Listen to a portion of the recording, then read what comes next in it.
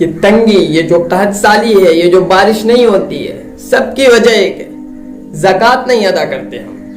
اللہ تعالیٰ ارشاد فرماتا ہے قرآن میں فَوَيْلٌ لِّلْمُشْرِكِينَ الَّذِينَ لَا يُؤْتُونَ الزَّكَاةَ، کہ مشرکوں کے لیے تباہی ہے جو زکوٰۃ ادا نہیں کرتے۔ تو جو زکوٰۃ ادا نہیں کرتے وہ مشرکوں کے صف میں کھڑے ہو جاتے ہیں اور مشرک جہنم میں جائیں گے۔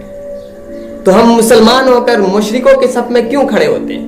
جو مال اللہ تعالیٰ نے ہمیں عطا کیا ہے، ہم اس میں سے ایک معمولی قیمت زکوٰۃ نہیں دے سکتے، اور جو شخص زکوٰۃ نہیں دیتا ہے وہ معاشرے کے تنگی کا، قحط سالی کا سبب بنتا ہے۔ حدیث کے الفاظ وَلَمْ يَمْنَعُوا زَكَاةَ أَمْوَالِهِمْ إِلَّا مُنِعُوا الْقَطْرَ مِنَ السَّمَاءِ، کہ جو شخص زکوٰۃ ادا نہیں کرتا ہے اپنے مال کی، وہ جو ہے سبب بنتا ہے کس چیز کا؟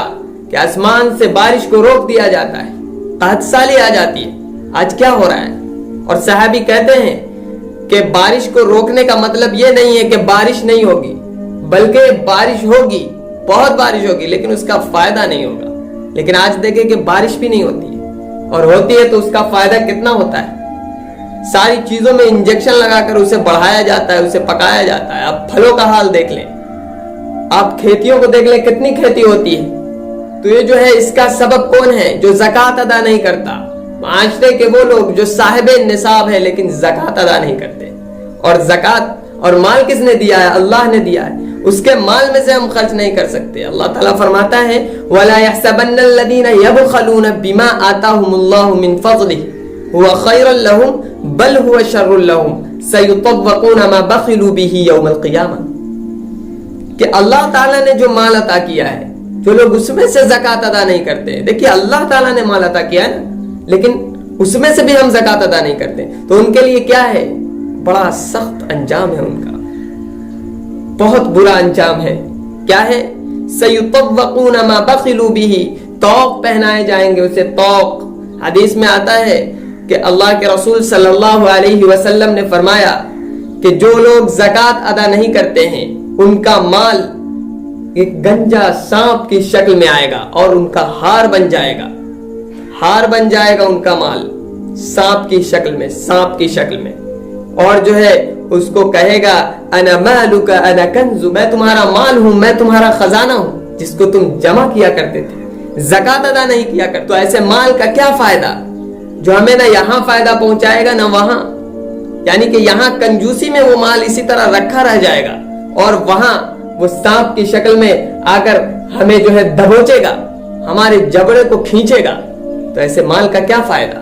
بہت برا انجام ہے، بہت برا انجام ہے۔ اللہ تعالیٰ نے تو پہلے کہہ دیا فَوَيْلٌ لِّلْمُشْرِكِينَ، تباہی ہے مشرکوں کے لیے، الَّذِينَ لَا يُؤْتُونَ الزَّكَاةَ، جو زکوٰۃ ادا نہیں کرتے۔ تو جو زکوٰۃ ادا نہیں کرتے وہ پہلے ہی مشرکوں کے صف میں کھڑے ہو جاتے ہیں اور مشرک جہنم میں جائیں گے۔ تو اس سے برا انجام کیا ہو سکتا ہے؟ اس سے برا انجام کوئی نہیں ہو سکتا ہے۔ اور دوسری بات کہ معاشرے کی تنگی کا سبب بنتے ہیں ایسے لوگ، بارش نہیں ہوتی ان کی وجہ سے، تو ان کو چاہیے کہ وہ زکوٰۃ ادا کریں۔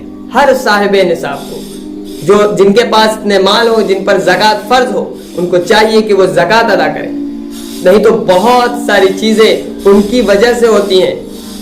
بارش نہیں ہوتی ہے، قحط سالی پڑ جاتی ہے۔ آج دیکھیں یہی حال ہو رہا ہے، لوگ زکوٰۃ ادا نہیں کرتے ہیں، جو کہ ایک معمولی سی قیمت ہوتی ہے، معمولی سی قیمت۔ اللہ تعالیٰ زیادہ نہیں لیتا ہے، اور دیا ہوا بھی اللہ ہی کا، اللہ تعالیٰ چاہے جب چھین لے، لیکن لوگ سمجھتے نہیں اس بات کو۔ اور دوسری بات کہ اللہ کے رسول نے لعنت فرمائی ہے جو لوگ زکوٰۃ ادا نہیں کرتے، اس پر کہا کہ ہلاکت ہو اس شخص کے لیے جو زکوٰۃ ادا نہیں کرتے اپنے مال کی۔